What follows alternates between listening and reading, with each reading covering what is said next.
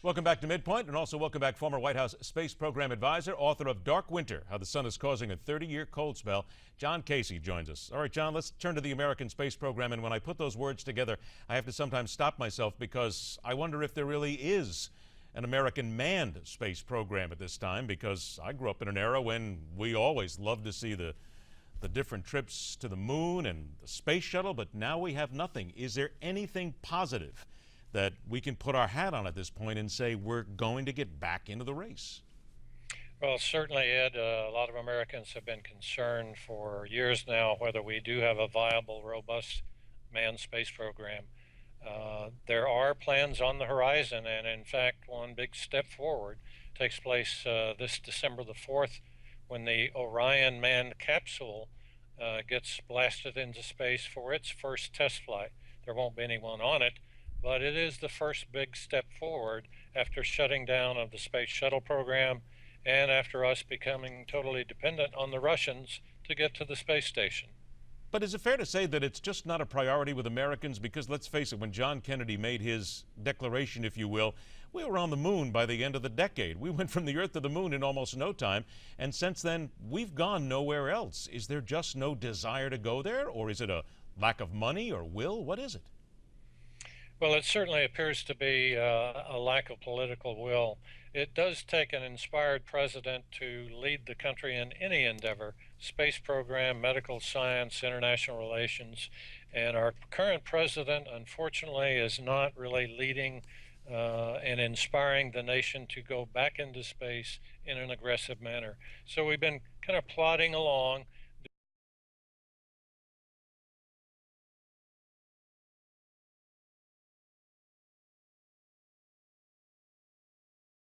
Recently, and I wanted to get your comment on this. It talked about the crash of, or the explosion, if you will, of Virgin Galactic's Spaceship Two, a tragic event. It said here that if their short flights, Virgin's short flights, help researchers make more effective experiments, that's a good thing. They see this as a positive. Do you agree?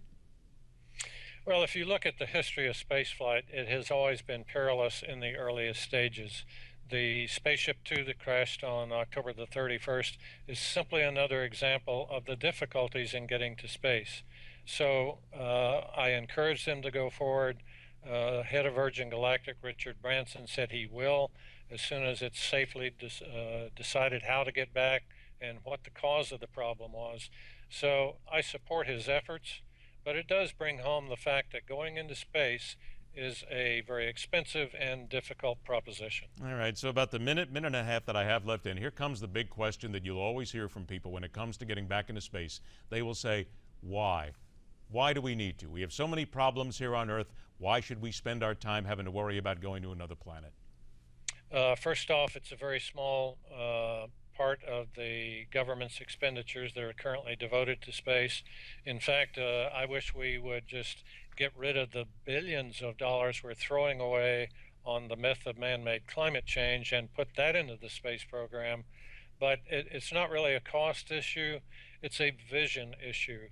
The United States has become a light in civilization, taking us forward since the space program began.